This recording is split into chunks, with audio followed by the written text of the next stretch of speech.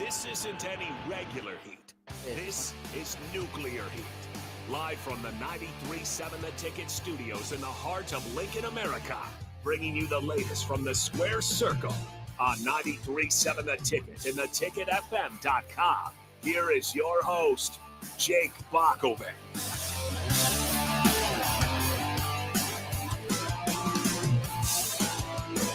Yes, great to be with you here on a Sunday night. It is Nuclear Heat time, where we look back at the week in wrestling in the WWE. That's right, pro wrestling. If you're just hearing us for the first time, this is not on the mat and for the Huskers, but it is in the Squared Circle. And there's plenty to talk about in the WWE as they prepare to march forward toward this crown jewel, where you will see a kind of a collision of SmackDown and Raw champions battle it out. So that's kind of been the theme, the storyline in the WWE. Obviously, it's a bit of a time to adjust for many wrestling fans, as Raw is now in its 2 hours instead of its normal 3 hours. And it kind of is moved some things along. It makes things, shuffles some things up a little bit, and we'll talk a little bit about that today. But we're kind of starting to see some of the new matchups that are going on. Of course, the Bloodline looks like they need a little bit of help. So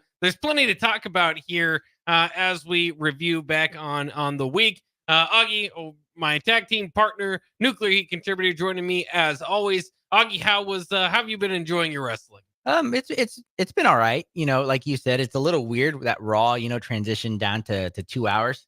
I can't remember the time beforehand when it wasn't, 3 hours. And like you said, it kind of just smushed everything together. You can tell they went from 3 to 2 hours. So that was a little bit different, but can't complain. I mean, they're building some storylines. SmackDown to me is still a little repetitive. We got the Andrade Carmelo Hayes saga that just, I mean, they're going to be at part 50, before we know it there. Things like that. But other than that, I think, some of the storylines are moving along, and it's been pretty entertaining. Yeah, I think it's been good. Again, you go through these ups and downs of wrestling depending on how close the next premium live event is, how important is that premium live event in the wrestling calendar. So it is kind of interesting. Of course, a lot of changes going on between TV networks, like we said, time slots, and of course, once 2025 comes around, to be on Netflix, and we'll see if it might be a completely different product at that time. We'll see how they use that to their advantage. But as every week, we look back on Raw, we look back on SmackDown here on Nuclear Heat. It's our WWE Week in Review show. And of course, any premium live event, if that goes on as well. Kind of break down some of the main primary players, as well as not the primary players, and see what they need to do a little bit better to get it going. But I think one thing that I've noticed in Triple H's booking, and something that I've kind of had a problem with for a long time, is to have a match just to have a match, or to have a feud just to have a feud.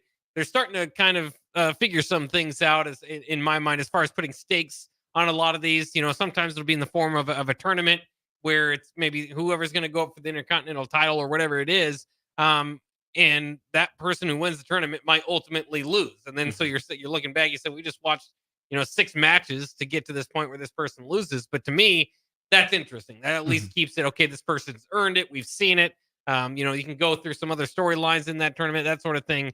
And I bring all that up just to say, like, dumpster matches, good old fashioned Donnybrook matches. I mean, you have to remember, wrestling in its very form is at least an entertainment product. So if you can find different ways, if you've just got a bare bones match, to spice it up in any way you can, and make it entertaining, and put a new spot out there that you haven't seen. It really helps move these shows along. And so I thought they've done a really good job of doing that. Again, another thing that helps is having a wrestling show for 2 hours, because 3 hours is a long time to watch anything. So they have moved to 2 hours, and that's where we'll start. We'll start off with the 2 hours of Raw, and I think they're still adjusting to it a bit. We'll get to that in a second. So Raw started out with CM Punk coming off out of his victory in Hell in a Cell over Drew McIntyre. And we were wondering, after that premium live event, what does that leave next for CM Punk and Drew McIntyre? And I like what they did here, in that you build it up. The match was fantastic. Drew, rave reviews. They took a lot of big spots. The Crimson Mask for Drew McIntyre.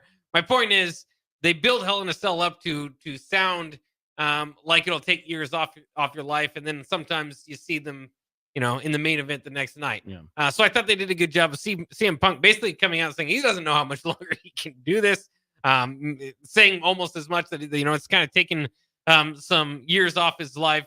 This very touching moment of I just don't know how much longer I can do it, and it's broken up by Seth Rollins' music hitting, which is fantastic. He came back the previous Raw to get some revenge on Bronson Reed, but him and CM Punk always have a rivalry, a long-standing rivalry since CM Punk kind of went off into AEW. They kind of had some back and forth while there were different companies, so that automatically grabbed your attention. Seth Rollins ultimately goes out to the ring without hitting CM Punk or anything, but he does say that he would like to CM Punk to get back as quick as he can so he can retire him. So Seth Rollins still not getting along with CM Punk. We see that.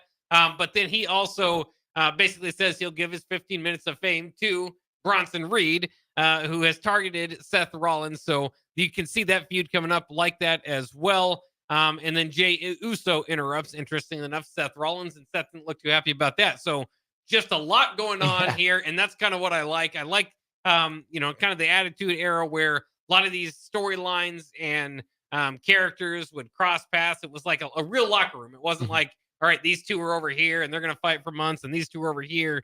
It would kind of intertwine. I thought that this did a good job of doing that. Yeah, and I agree. It was a little different, like I said, because you're not used to seeing that, but it does make it feel a lot more real. And CM Punk, when he comes out with that, his opening speech there, and that it really felt real, and everything they did. He had the oxygen mask after the Hell in a Cell match, all that stuff. I thought was really good work, and I think because he's been back for just over a year now, right? And he's had 3 matches all against Drew McIntyre, and we know his WrestleMania match was supposed to be against Seth Rollins, but he got hurt and stuff. So just to see that interaction, and man, I know we talked about it a little bit before when Seth Rollins had that the World Heavyweight Championship that he's always been great, but there was something missing.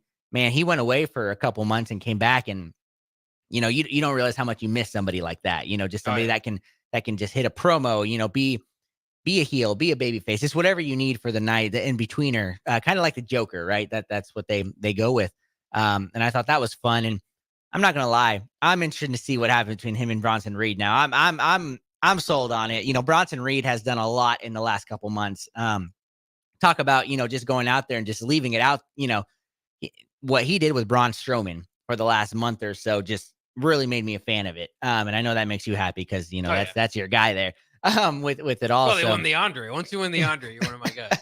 Yeah, we'll see who's next year is. So I guess we'll hold you to that. But so I'm excited for that, and anything that Seth Rollins can work there, I think is fine. And then it just seeing him and Jey Uso just kind of interact there, I thought was just super interesting. That's another thing is they kept coming out, and you're like, well, you're like, okay, that's something that's nice, and you were kind of hoping it'd be.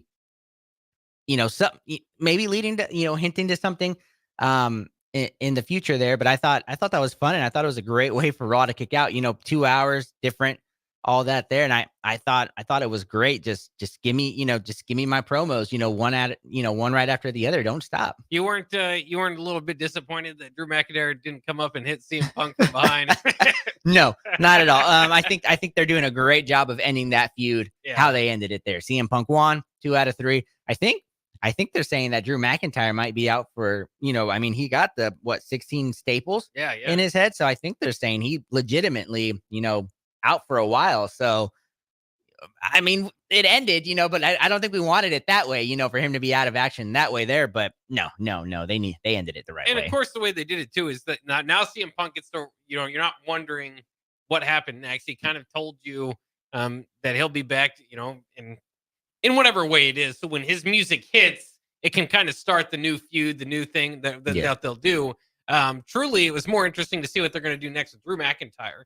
Obviously, because he's been just, like stalkerish level of of his focus on CM Punk. And after losing that feud, how do they represent him without him losing anything, right? Out of losing the feud. So that'll be the interesting thing to see what they did there. We don't get to see that, but you're right. For Bronson Reed, Seth Rollins, That's something people are going to want to see again, to see Seth Rollins get his revenge.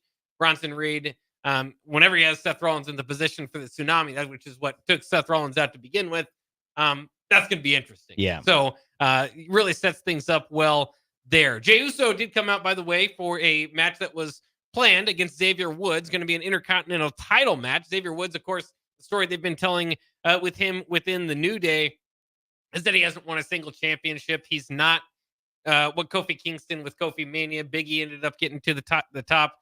Xavier Woods did win a King of the Ring before, but they like to just overshadow that. Yeah. Forget it if it works into their narrative a little bit. But he's never won a singles title. Jey Uso, of course, in a similar position until recently. And so they fight it out. Ultimately, Jey Uso gets a super kick and a Uso splash for the win over Xavier Woods. And then continues to kind of tell the story of, how do you get in Xavier Woods' head, which is just Xavier's always been kind of a bad guy. You have to remember the New Day kind of started as a heel group. Mm-hmm. Yep. It lasted a few months. They're actually pretty good at it, but then they were just so over with the crowd. They've been baby faces ever since. So, at this point, Xavier Woods is kind of flirting with that.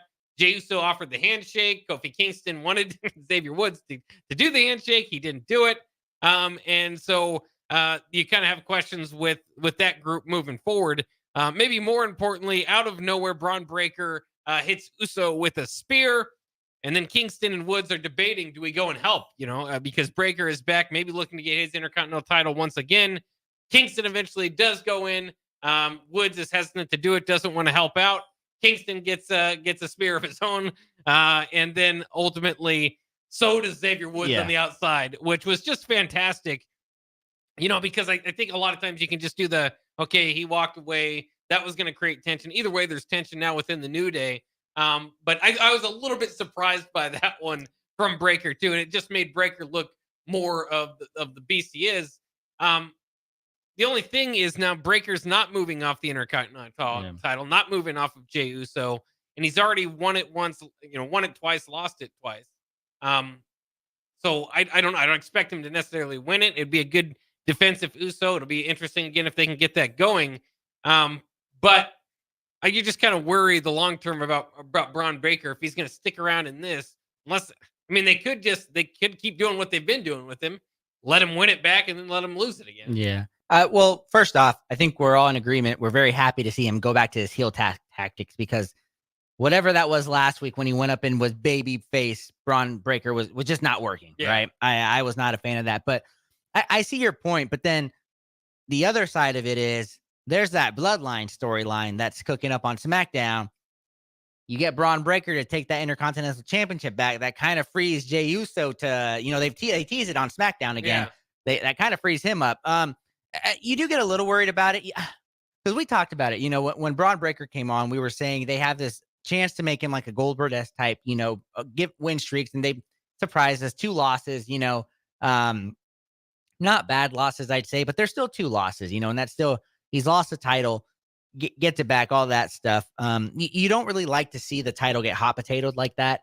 I think it kind of devalues it. And with this, it's a great story for Jey Uso, 14 years in the company. He's one of the top guys and stuff, but I was one of those that said he probably should have never beaten Braun Breaker for it, defeated him for it. So, if he gets it back, then you have to go back to the who's next, what else can he do? Because he's now won it twice, one of those things. Whereas Gunther, I don't think Gunther ever dropped the title, right? I think he just had it for 666, which still boggles my mind that they decided to leave it at that day. Yeah. It's like, come on, you get one more day. He could have held it on there and things like that. So, or they could shock us, Braun doesn't win it back. And, then you don't have to go for that third, the trilogy, I like to say, what they do.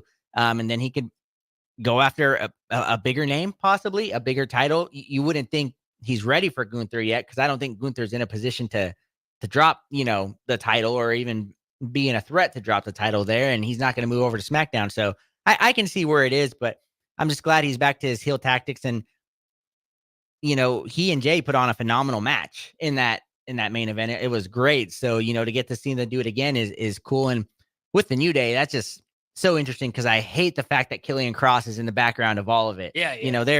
We talked about it. We have no idea how Killian Cross has is still on that main roster. His storylines are just blah, everything. And every time there's an argument between the New Day, you look in the background, Killian Cross is doing his dumb, smirk on his face, just listening. And you're just like, no. They just had like a 6-month long feud with him. Yeah. And now he's going to potentially try to pooch, Xavier or Kofi, try to drive a wedge between them. And I'm not a fan of that. Yeah. I mean, I think the Final Testament, less screen time, could do them favors, or at least, a rebranding or something. They've got to do with something with Karrion to where he feels threatening, because right now he feels somewhat menacing, but he just never wins a feud. And then he'll come back and be like, I've done this to this guy, that guy, that guy. And you're just like, you didn't win any of these feuds. They might give you a standalone victory over Rey Mysterio on some given night, but that's about it.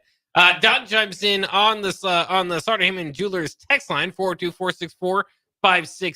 And if you guys can chime in. Don says, do you guys feel that the tension between Kofi and Xavier will be leading to Big E coming back to bring them together, and that be what heals the New Day? I think that'd be fun, because he's on commentary already, right, on there. So I mean, why not? You gotta see him get cleared. Obviously, that's the biggest thing.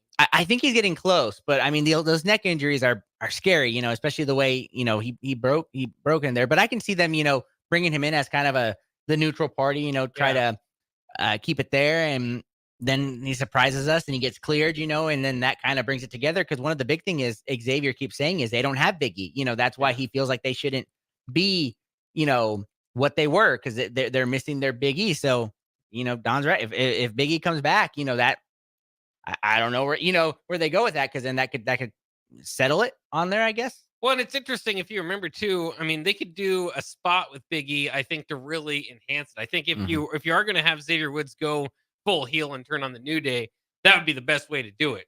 For long-term fans of the New Day, to get the most heat on Xavier. Obviously, I don't know if Big E could do a spot, but if he could, even just that, maybe not wrestle a full match, but do a spot and allow Xavier to get the best of them.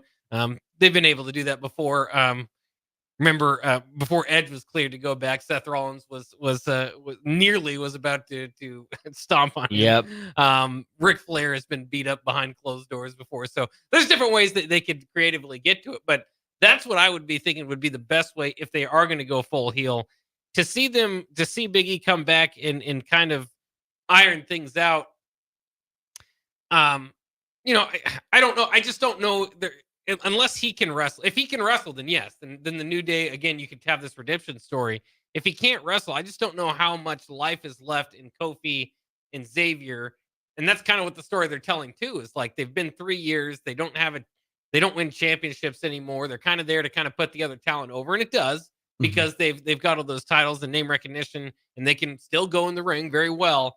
But I just don't know how much more you can squeeze out of the New Day without Big E. So very interesting to kind of see what they do there. Moving on in our WWE Weekend Review, we are reviewing Raw from this past week. This is when we got to the good old-fashioned Donnybrook match between Sheamus and Pete Dunne, or Butch, depending on if you're Sheamus. That's what Sheamus calls him. Sheamus ultimately and Pete Dunne are battling here. Good old-fashioned Donnybrook match. There's, I guess that's kind of like an Irish bar type of feel to it. It was cool. It was unique. It was different. Like I was saying earlier in the show, I just kind of liked it. And then the way that they played this out, you could argue that Sheamus maybe should not have won. Pete Dunne obviously needs the victory more. But they ultimately decided to have Sheamus have his hands tied behind his back before the end of the match and then hit the brogue kick for the win. I thought it was beautiful. I'm always a fan of the bangers that Sheamus does. We talk about those, that 7-match showdown that they're having between Carmelo Hayes and Andrade. I always thought, when I only think of like the only successful one of that, I think was Sheamus and Cesaro. I don't know if you remember when they did that, and obviously both of them can go really well. It led to the bar. Yeah. And they eventually agreed that, hey, we're both pretty good at this. Maybe we, so just kind of some history there. What do you think? I mean, I think it's fair to say Pete Dunne needed it more, but I love Sheamus getting a big victory. I mean, he's such a good live crowd entertainer. Yeah, no, I agree. Pete Dunne is the younger guy, kind of the newer, even though he's been around for 2 years, still the guy that needs it. Sheamus is a Is he a Grand Slam? No, because He needs the Intercontinental. they bring that up a lot, don't they? Yeah. On that. But yeah, so I mean, he's kind of done everything you could do there. Except for when with his hands tied. Yeah, that's true. I mean, hey, he did that there, and like you said, he's just a workhorse. I mean, he's what 6'4", like 260 pounds, just a beast. And every time he's in there, he's so pasty white. So everything, every hit just looks like it hurts. It just stays, and I think that's something that, while not the intent, for it, but I mean, it's something that really, he goes well over with, and I thought it was fun too. It's very creative, and I agree. I love these bangers, just guys, just kind of, two guys just going at it. Even when, on the women's side, when they do it sometimes like that, just it's really great storytelling. You don't have to say much. You just do it through, your actions, your fists, and your feet there. And I thought they did a great idea with that. But Sheamus, I mean, he's kind of all over right now. Again, he's on College Game Day. He's out doing all these celebrity things. So I feel like they're pushing him, as well, outside of the WWE. And typically when that happens, you're going to get some wins in the ring. But I think that this feud has some life to maybe go a little bit more, and I think it is great, even though, like I said, I don't think Pete Dunne is really great on the mic right now. Still has a lot of work to do. He and Sheamus just, they can do it in the ring. Well, and he's interesting too, because like, yes, he could use the win, but what's the ceiling for Pete Dunne is kind of what you start to think of. Like, yeah, I'd like to watch him continue to try to get his revenge on Sheamus. That's fine. But you kind of wonder there, and it's just the size of guy he is. Yeah. It's hard to see him becoming more than a mid-carder without some, something great that he can kind of bring to the table as far as a gimmick. And I just don't know. I mean, he's good in the ring, but then part of his storytelling is like finger manipulation, or joint manipulation stuff. So while that's a good like little gimmick to have, it's not something that needs a whole lot of athleticism to do. So I don't know. I mean, it was good though. I mean, I think they even. Now I'm trying to think if I'm getting the matches confused, but they went on one of the barrels and did a big spot off of that. I think with Sheamus. That might have been 2 weeks ago. They've been fighting in these matches for a while. Yeah, and it's hard when we're reviewing, on a Sunday Raw for the last week. It's like you said, they all just kind of blend there. But I think you're right. I think that might have been this last week. It was a good match. It was a good match. It was a good match, and again, I liked them pushing Sheamus. Where we did see Raw kind of, like we said, moving from 3 hours to 2 hours. I think there was a very big glaring, hey, this is what we're all going to push together. In a 10-woman tag team match between Natalya, Kaden Carter, Katana Chance, Zelina Vega, and Lyra Valkyria against Zoe Stark, Shayna Baszler, Sonya Deville, Isla Dawn, and Alba Fire. Not much to say about this match. It went kind of quick. It feels like they kind of just were all thrown in there to give them some TV time for the week. Valkyria ends up beating Deville, which is, I guess, somebody that I kind of like and feel like has more potential than what they've done with her. So I don't even like that decision. How intrigued were you with this matchup? I mean, how long do we have to talk about this? Like 37 minutes? I think I could do it in 37 minutes. No, zero interest. This is the definition of we don't know what to do with you. We had 2 hours now. You've kind of been on TV. Hey, here we go. All of you together. That's the reality of it. And like you said, the only one really, Lyra, they pushed her to the moon when she first got on, and she almost won the Queen of the Ring, right away. And now she's relegated to this with, I don't even remember their name. I have to ask you every time what Sonya Deville, Shayna, the perfect connection, something like that. Fusion Collective. Yeah. Oh my gosh. That's just such a, but yeah, no, not zero.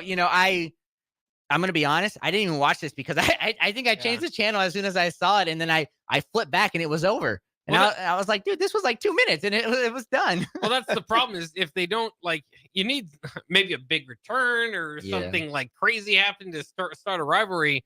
They've all been just kind of 50-50 booking each other, which sometimes you can say, okay, this kind of like the Andrade thing again with Carmelo. It's like, okay, but at least those matches are entertaining and really good pro wrestling matches that they're putting on, and you're kind of keeping score at home. I'm not keeping score. I just know that one of these teams wins one week, the other team wins the next week. It's not overwhelming wrestling. Nobody's going to put on a great show. Nobody's going to get really pushed out of it. I don't know if anybody's benefiting from it. Nobody's really getting hurt from any of it. They're at least on TV. Like we always say, at least they're not in catering. But I just don't know. Like Valkyria beats DeVille.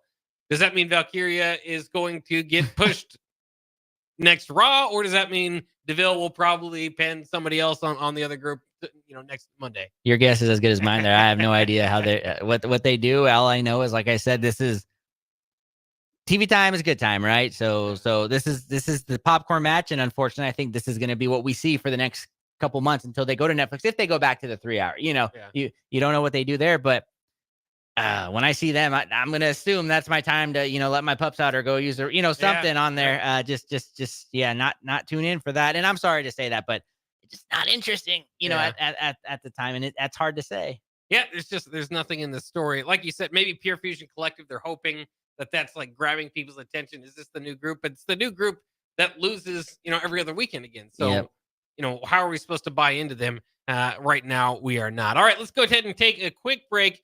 We still got SmackDown to review, and we still have the World Heavyweight Championship at the end of Raw to review between Sami Zayn and Gunther. So we'll do that coming up next year on Nuclear Heat on 93.7. The Ticket. Don't go anywhere. It's the fall sports season, and that means that the school year is back in session, and you're planning road trips for Nebraska football games and following your kids around to their different events. Stop telling yourself you'll upgrade your car someday and do it now.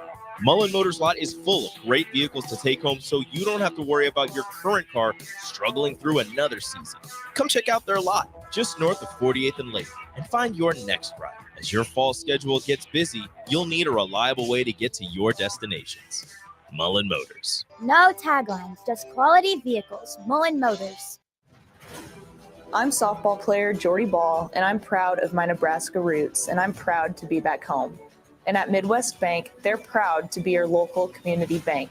They believe in family first, taking initiative, showing integrity, and rolling up their sleeves to support their local communities. They treat everyone like family, no matter where you're from. Whether you walk into a branch in York, Lincoln, Norfolk, or Pierce, you know you're going to be welcomed with a smile. Your community, your bank, Midwest Bank. Looking for a place to relax and unwind after a busy day? Cigars Lounge at 8th and Q in the Haymarket is the perfect place to enjoy good company, a cocktail, and of course a cigar. Visit Cigars Lounge on Tuesdays for Top Shelf Tuesday and enjoy 50% off select spirits. Cigars Lounge offers Perdomo, San Cristobal, Rock Patel, and more of the top stogie brands that you know and love. But that's not all. If you mention this ad between noon and 5 p.m., you'll receive 15% off your entire tab just by mentioning the ticket. Check out Cigars Lounge today at 8th and Q in the Haymarket. All right, Rico, let's do the final checklist before we head out. We have a lot of people coming to the tailgate today. I'm ready. Burgers? Check. Chips? Check. Icy cold beer? Check. Except this one. I'm forgetting something. Wait a second. Where's the Führer's cheese spread? I can't stop eating it. Rico, Relax. I always pack extra. It's the biggest hit of the tailgate. For the best appetizer, party dip, and tailgate snack, load up on Führer's cheese spread today in most local grocery stores. Riddle's Jewelry is excited to be celebrating 65 years. 65 years of so many incredible memories celebrating with each of your special moments. In celebration of the 65th Riddle's Jewelry anniversary, we will be offering up to 40% off all engagement rings and all diamond fashion jewelry. The excitement doesn't stop there. Riddle's Jewelry is also offering 18 months, 0% interest and $0 down financing on all qualifying purchases. Riddle's Jewelry has always been known for incredible customer service, one of the largest selections of engagement rings, and don't forget about the on-site jeweler. Come celebrate with us at Riddle's Jewelry, your one-stop diamond shop with exclusive Levian jewelry, Pandora Charm jewelry, and more. All at Riddle's inside Gateway Mall.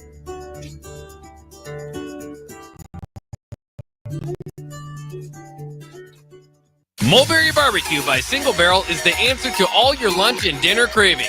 They have everything from smoked turkey sandwiches to brisket burritos to burnt-in sandwiches and pulled pork. Try a dinner plate option of barbecue nachos, a half-smoked chicken, a full slab of ribs, and so much more. Don't forget their great sides like mac and cheese, cheesy potatoes, barbecue beans, or red slaw. Mulberry Barbecue by Single Barrel, open Monday to Saturday from 11 a.m. to 8 p.m. at 11th and Cornhusker Highway. Garage doors can be expensive. Are you keeping yours in the best condition possible? This is Cameron Hall with Doors Plus. Doors Plus is a locally owned business that prides itself on the fast, reliable, and friendly service. Doors Plus offers flexible scheduling so you can book an appointment that fits your busy day. My team and I will come out to your property, both commercial and residential, and provide you with the necessary information you need to make sure your garage door is in working and smooth condition. Give Doors Plus a call today at 402-590-5800 to book an appointment and learn more about our preventative maintenance plans. Doors Plus, garage doors, and more. What's the radon level at your home? Don't know? Find out with a call to Bryant Air Conditioning and Heating. Make sure your home is safe with a radon check from Bryant. If you've already tested, ask Bryant for a free estimate for mitigation. Once completed, you'll get a report showing how much safer your home is. When it comes to radon, call Bryant. 467-1111 for testing and mitigation. Bryant Air Conditioning, Heating, Electrical, and Plumbing. We do whatever it takes. Back to Nuclear Heat with your host, Jake Bakoven on 93.7 The Ticket and theticketfm.com. Welcome back to Nuclear Heat here on 93.7 The Ticket. We were just talking about during the break, actually, Hulk Hogan is coming to Lincoln, which is strange enough. I heard a little bit of whispers about it last week, but now they're starting to promote it a little bit. So hopefully by this time next week, we've had a picture taken with Hulk Hogan. Yeah, that'd be fun. You know, that, like I said, I mean, he's a legend, you know, of the business. Somebody brought it up. That'd be really cool. And he's going to be at some local stores, you know, here in Lincoln. Might as well try. Yeah, everybody out get a there is a picture on there. Hulkamaniac at one point in time, brother, right? Yeah, I just might have to bleach my mustache That's here, right. you know, so to look like his twin out there. I was telling my wife that I wanted to rebring NWO back, so I'm going to have to be Kevin Nash because I'm the tallest one. She can be Scott Hall, and my son is 3 years old. He can be X-Pac. And so we still need like Dennis Rodman and a few other guys. If you want to chime in, we're all going to dress up and go out and visit Hulk Hogan. All right. I think that sounds like a deal. Just let me know who I need to be, and let's get this done. Well, you might actually win Scott Hall. As we were talking about it, my wife, I was like, well, you know what? I guess you could be Xena instead of Scott Hall. That might work there a little bit better with that. But no, yeah, that'd be really cool. So, you know, if anyone, you know, if people can get out there and take pictures, that's awesome with them. So yeah, that'll be fun. All right, let's jump back into our WWE Week in Review. We were in the main event of Raw before going to break, and the main event was the World Heavyweight Championship between Sami Zayn and Gunther. Of course, Sami Zayn did dethrone Gunther on that historic Intercontinental title path that he had at WrestleMania, so he feels like he deserves an opportunity at Gunther. They've told the story of Gunther not necessarily wanting to give it up to Zayn, but eventually does, and here we are. And so this was a great, hard-hitting match. Yeah. A lot of near falls. Ultimately, Gunther hits Sami Zayn with a few power bombs and tries to pin him, and Sami Zayn pops right back up without like the one count. And so it was just kind of this moment of like, man, how is he going to beat Sami Zayn today? It's going to be tough to pin him. But as Sami Zayn is sitting up, Gunther takes advantage of that opportunity, does his trademark sleeper, and Zayn is not able to breathe after a while. So the match is stopped via the referee's stoppage. Gunther wins. Cody Rhodes comes out to stare down Gunther. Of course, that for the Crown Jewel title that they're setting up here November 2nd, Crown Jewel. So you can look forward to Cody Rhodes and Gunther kind of cross-promoting between Raw and SmackDown over the next couple of weeks, as we know, and as we'll get into SmackDown. Of course, Cody Rhodes is going to be distracted. Mm-hmm. We'll have to see if Gunther will be as well. I don't know who his next challenger will be, or if they're just going to carry, this thing, or if he's not going to have anybody, because right now it very much seems that at Crown Jewel, Cody is going to be interrupted, by probably Kevin Owens, or some sort of that going on. So. That's all interesting. What did you think of this match? Obviously, it was a great match. Crowd always behind Sami Zayn, but would have been very much a surprise at any point. I mean, we said this when the feud started. This is probably just a feud to entertain us, not necessarily ever a whole lot of believability in Sami Zayn gaining the top crown there. Yeah, I thought it was a good match. There's as much as we've given them for, not agreeing that Sami should have been the one that dethroned him. Sami Zayn always puts up a great match, right? So I thought it was a great hard hitting match. On there, like you said, it would have been a huge shock to everybody if Sami Zayn would have pinned Gunther for that one. And setting it up nicely with that surprise of Cody Rhodes. That's the one thing that I really like about the Survivor Series kind of crown jewel where they're going with this invading. You get to see different stars on different shows, kind of some dream matchups, I guess you would say, on that. And although you say that Kevin Owens is going to be, or Cody Rhodes is going to be distracted by Kevin Owens, you got to remember Goldberg's kind of going to be lurking out there, and they're in Saudi Arabia, right? Or around there. Yeah, Saudi Arabia. They love their Goldberg. I'm just saying. I mean, it honestly kind of looks like, unless they kind of continue the Sami Zayn thing, which I don't think they should, because that was kind of a definite win. That was it. I mean, they could go a little bit longer if they need to, but I think they got to go on a new feud, because this one kind of took a while before they got their match. And it would have been different if there would have been like an interference, something like that. But I don't know, man. I'm just saying, Goldberg's going to be right around the corner there. You never know with that. I like it. That. It wasn't necessarily on my radar. I kind of thought of that as a one-off thing, but yeah, maybe that will be the surprise that we ultimately see. Obviously, whoever is interrupted and loses that match, not to spoil it, or a month ahead of time, it won't cost them their own title. Yeah.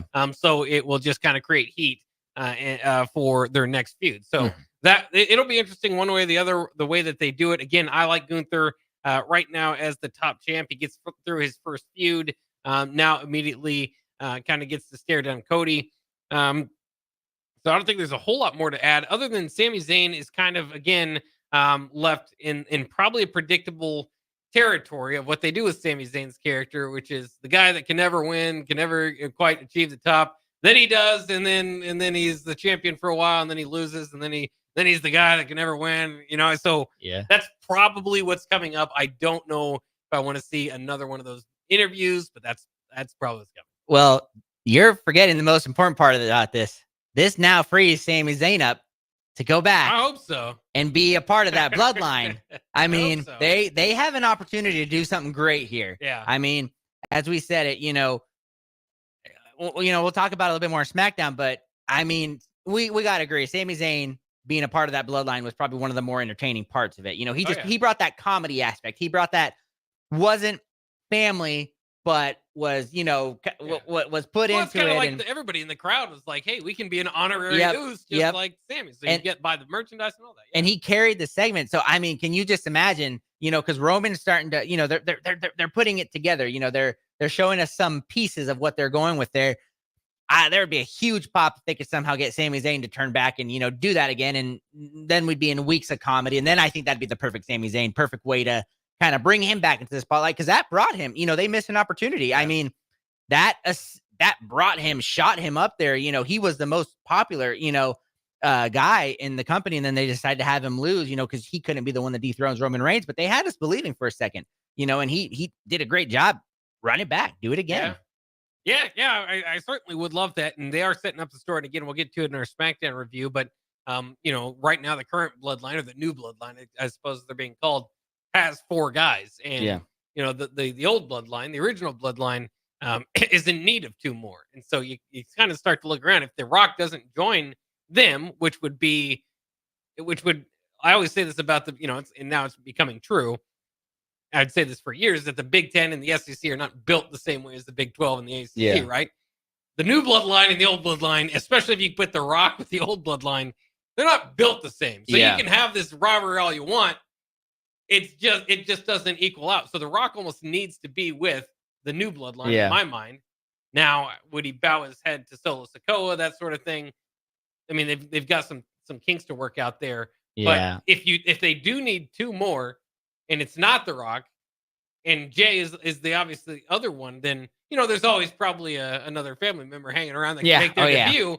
But Sami Zayn would be spectacular for that. Yeah, I mean, I think that would bring you kind of full circle back into, hey, this is what we love about the original bloodline. And of course, Paul Heyman coming along as well. Yeah. Oh yeah, that'd be great. And since you brought it, I brought it up, and then you kind of went with it on that. It is interesting because you said The Rock acknowledging Solo.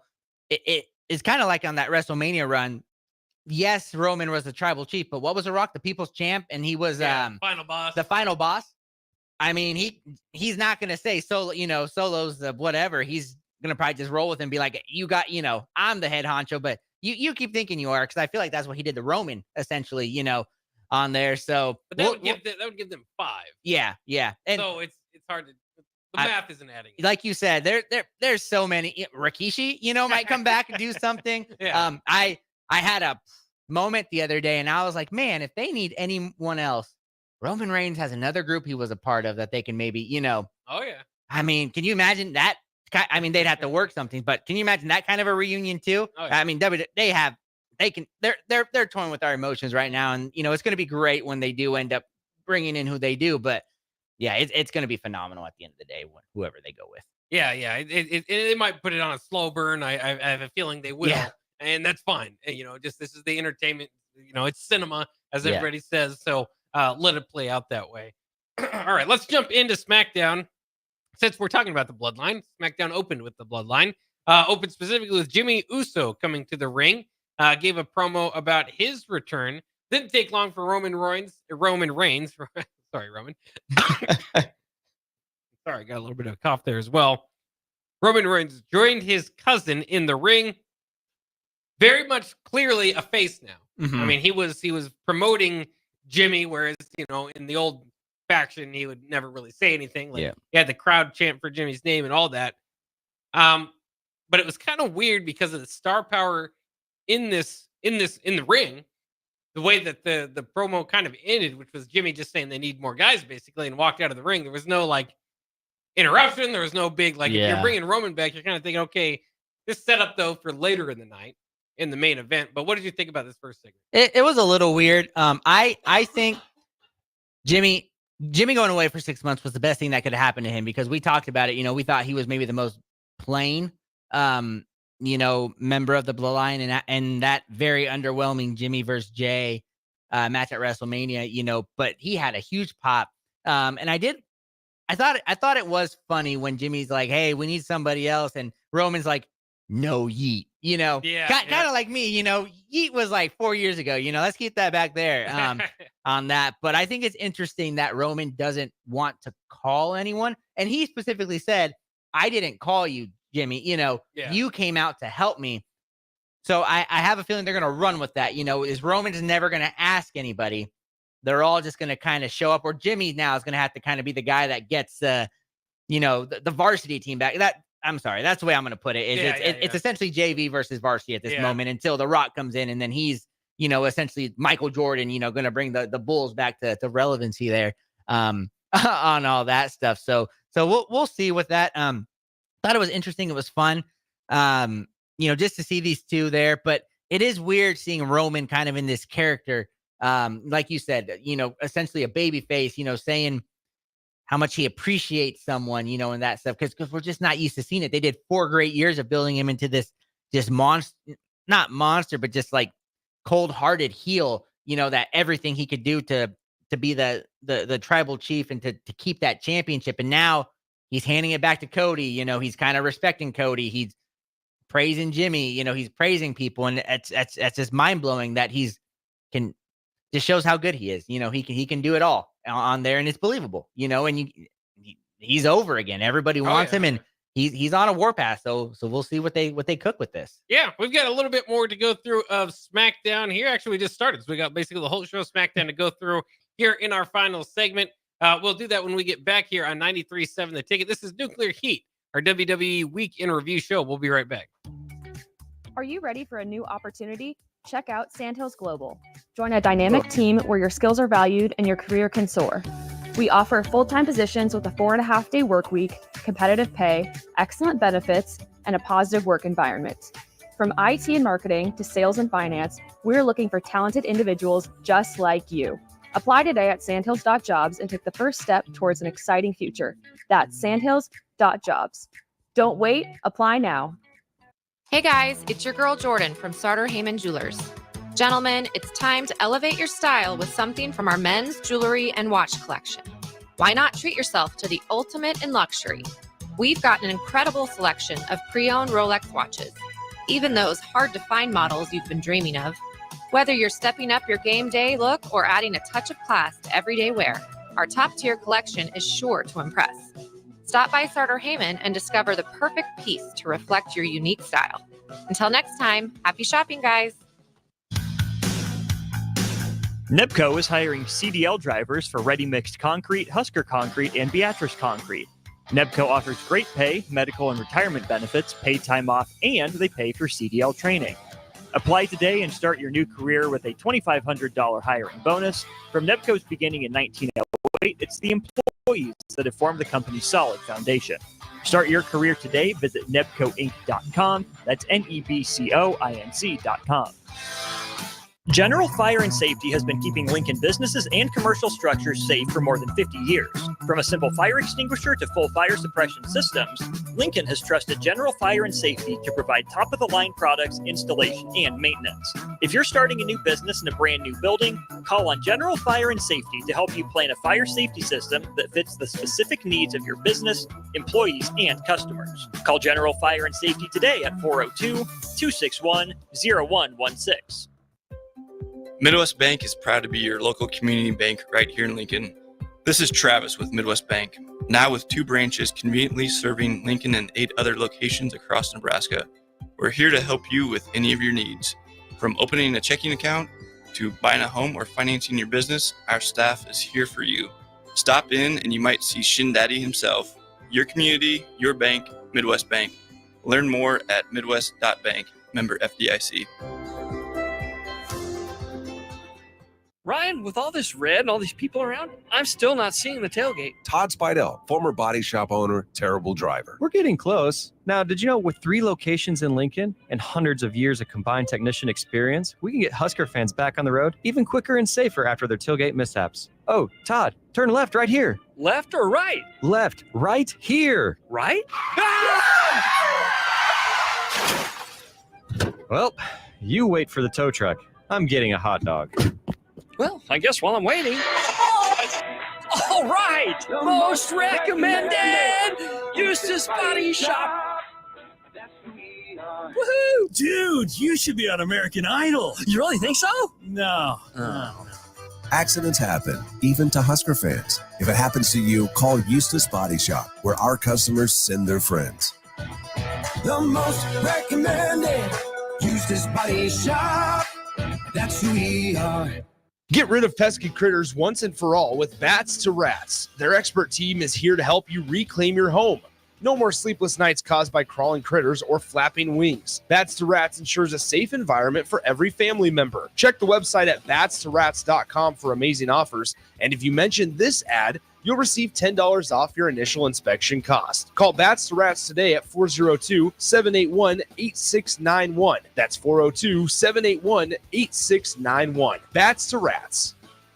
Attention students and anyone else looking for a great deal. Sun Valley Lanes and Games has the ultimate weeknight special. For just $15.95, enjoy unlimited bowling, lucky putt mini golf, and laser tag. Flash your college ID at check-in to receive $2 off your admission. It's the perfect way to unwind Sunday through Thursday nights. Check out sunvalleylanes.com for hours and availability. Sun Valley Lanes and Games, located at 321 Victory Lane. Lincoln's best place to meet, eat, and compete. Sun Valley. Back to Nuclear Heat with your host, Jake Bakoven on 93.7 The Ticket and theticketfm.com. We're back here on Nuclear Heat on 93.7 The Ticket. I am Jake Bachman alongside tag team partner, Nuclear Heat contributor Augie Pinion. We are reviewing the WWE week that was. We are now on SmackDown. We talked a little bit about the opening to SmackDown with Jimmy Uso and Roman Reigns. Jimmy saying they need a little bit of help.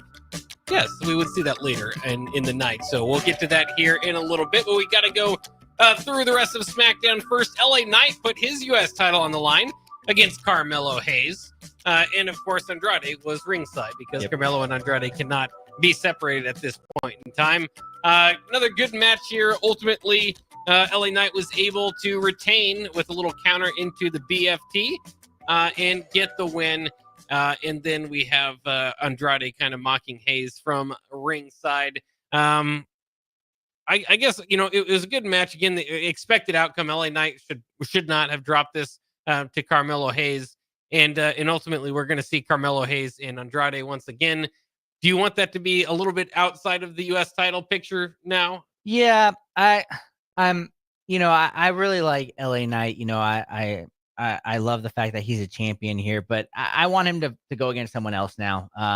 Because as you said, this Andrade Carmelo Hayes thing is going to go on for another 12 years. So, I don't think I've ever seen so many matches, like between two people, just like that, one-on-ones, normally big groups and stuff like that. But yeah, I don't want to see them involved in the U.S. title picture anymore. They're all great matches. They're fun to watch. They're not believable because to me as an LA Knight fan, I just don't want to see him. If he's going to drop it, don't drop it at Carmelo Hayes or Andrade because I don't think either of them can really elevate that title anymore. And I want to see LA Knight continue to have a reign, but I want him to go against people, with maybe more experience on there.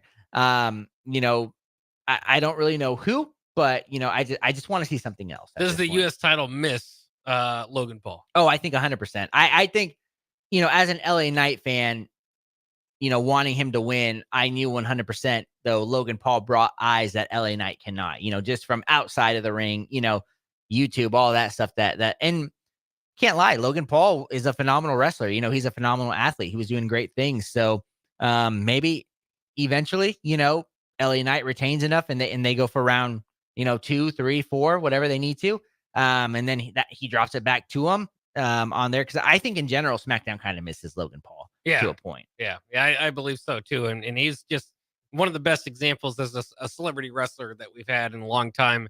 Not just for the notoriety and the eyeballs he brings in, but how good he is actually in the ring. So we'll have to see there. They teased a little bit earlier in the night, later in the night, Santos Escobar winning a U.S. title shot. And then in that very same thing, kind of went away from it. He was trying to stick up for the rest of LW. I think that's fair. Santos Escobar has also already had his shot at LA Knight. And it was kind of the same thing. And I think they need to at least at some point transition LA Knight to a formidable foe because these are all guys like helping them get their spotlight, help LA Knight build a little bit of credibility with his championship defense. But it's not so much that it's not believable like body size. It would just be bad booking to have LA Knight drop it to one of these guys on a random SmackDown. So we'll kind of have to see what they go with there. And then we had, interestingly enough, Jade Cargill and Bianca Belair against Lash Legend and Jakara Jackson. And, if you're not in tune to NXT, I'm thinking, who is Lash Legend? Who is Jakara Jackson? I want to get to know these gals a little bit, at least. I want to know why they're getting a shot at Jade Cargill and Bianca Belair. And in their interest, Kevin Owens interrupts it and gets to the middle of the ring to start complaining about Cody Rhodes. They basically have this. Randy Orton comes out. He tries to be a peacemaker. Cody Rhodes comes out, obviously first to try to get in Kevin Owens' face. They have a group of security or whatever holding them back. KO ends up, or Randy Orton, they kind of inadvertently hit each other or whatever the case may be. So KO ends up, looking down at Randy Orton and maybe wanting some redemption that we found out later in the night. But I just thought, man, way to tell us that this Lash Legend Jakara Jackson thing is not important. And they certainly did that. They also did that with, they didn't give him much time in the ring either. Pepper Niven and Chelsea Green were ringside. Usually when you have another tag team ringside watching the tag champs face somebody else, that's setting them up to be the next challenger. There was a point that I thought was interesting where Legend kicked Chelsea Green over the announcer table, and Michael Cole still acted like she smelled like a dumpster. So they're going to continue with that. I think that's good. That's good wrestling storytelling right there. But ultimately, it didn't take long for Cargill and Belair to get their win. No, like you said, if you were going to show that you don't really care about a match, this is what you did. You have your WWE Undisputed Champ, your one of your better feuds on SmackDown interrupt this, when we were talking about the women's title just needs more. And then, if this is how you were trying to bring more eyes onto it, I think you did the opposite because then it had me wanting more of, the brawl that we saw post to what we were in store for, which wasn't bad. You know, like we said, Chelsea Green is phenomenal. I think she can carry to a segment, and I laughed out loud when he's like, she smells like, you know, like a dumpster still, and, you know, horrible. And I think that's the greatest thing that Chelsea Green's going to have to live with for a while there. But yeah, that's just it really hurts to see them, you know, kind of treat the women's tag division that way, and we've been talking about that for months. Yeah, as entertaining as Chelsea might be, I mean, she doesn't have any chance, along with Piper Niven, of getting those tag teams. At least like they shouldn't. So Yeah. we'll kind of see how that goes. Then we had Naomi come out to promo in Hype Crown Jewel, where she actually called out Liv Morgan. We got a lot here going on here. Here in Tiffany Stratton, where ended up being interrupted, by Naomi, who challenged Jax to a match right then and there. Liv Morgan, Dominic Mysterio, and Raquel Rodriguez all come out to watch, obviously over from Raw. At some point, Raquel takes Tiffy's briefcase, and Morgan uses it as a weapon on Jax. Naomi took advantage and powerbombs Jax to get the win, to pin the women's champion. I thought that was, you know, obviously setting up that she's going to get a championship opportunity. This is a non-title match, and to create a little bit of frustration between the groups. Then Rhea Ripley comes out, you know, to get her revenge on Raquel. It just seems like, and I'll credit Jimmy Corderas, who does Wrestling Inc. podcast I listen to all the time, former WWE ref. He always says he's trying to fit 10 pounds of potatoes into a 5-pound bag. That's what this kind of felt like here. Yeah. But the biggest thing to me is, again, Nia Jax was just double pinned a couple weeks ago. Your champ's getting pinned too much. Yeah, I was intrigued. I thought it was fun. And now we got to call Raquel Rodriguez, I think, Raquel Diesel, because she's 100% in that Diesel role. Yeah. With that, and I, like you said, yeah, it kind of takes a lot for the WWE to shock me now, right? But I think I was like, we just talked about this. Naomi has no direction. You know, we were like, she's kind of past her time, just here to have a name in that. And she pins Nia Jax, you know, and you're just like, Nia Jax she's got the build. She can be the one that's like just destroying everybody on there. And she's still playing her bully thing, because what she was doing with Tiffy, you know, telling her, you know, she should pin Liv Morgan, you know, once Nia beats her. But now it's just like, yeah, you know, you need to create these crown jewel rivalries, you know, make them into something. But like you said, it just felt messy. I mean, Rhea's involved in it, you know, Naomi, and I still think they're going to have to go with the Gunther Cody, you know, these matches. I don't think you want either champion to get pinned, right? You don't want them to get pinned. So you got all these distractions. Someone, you know, nobody's going to get a clean pin, and they're telling us it from right now. Yeah. Yeah, I don't know. I mean, we'll see kind of where they go with it. At least there's a lot. Again, I started off the show by saying I kind of like the locker room not feeling like there's, you know, separate parts of it that are going on. At least, you know, so I kind of liked that element to it. My problem again was more with Jax getting pinned. All right, we got about 2 minutes here, and we've talked mostly about this, so it doesn't necessarily have to take too long. But we saw Owens attacking Orton outside the arena again. He likes these parking lot brawls. Clearly, Owens is complete heel now. The heel turn is complete, but he's going to kind of have that Drew McIntyre heel level to him, where if he complains, he's going to have some truth element, you know, to it as well. That'll be entertaining, and I think it's a good way. They've kind of put some space between Cody Rhodes and Owens as, you know, friendly faces going after it to now rope you back into a good old face heel rivalry. I think that will make it a little bit better. I'll give your opinion on that here in a second, but I just want to wrap up too. Solo Sikoa and Jimmy Uso was the main event.